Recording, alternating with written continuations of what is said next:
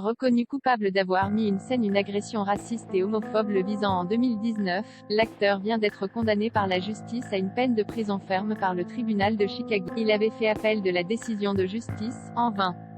Ce jeudi 10 mars, l'acteur Jussie Smollett a été condamné par le tribunal de Chicago à une peine de 5 mois de prison ferme pour avoir mis en scène une agression dont il a affirmé avoir été victime en janvier 2019, selon le site Variety. Smollett avait déclaré avoir subi une attaque raciste et homophobe de la part de deux hommes en pleine rue, qui lui auraient passé un nœud coulant autour du cou et auraient versé une substance chimique sur lui avant de crier "This is MAGA Country", selon le slogan des supporters du président Trump "Make America Great Again", rendre sa grandeur à l'Amérique.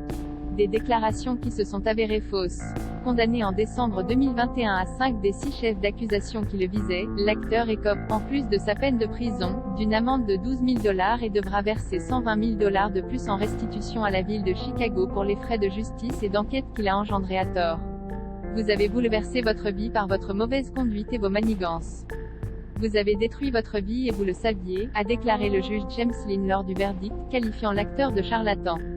Vous vouliez obtenir de l'attention, et comme vous étiez très impliqué dans les questions de justice sociale, vous saviez que c'était un point sensible pour tout le monde dans ce pays.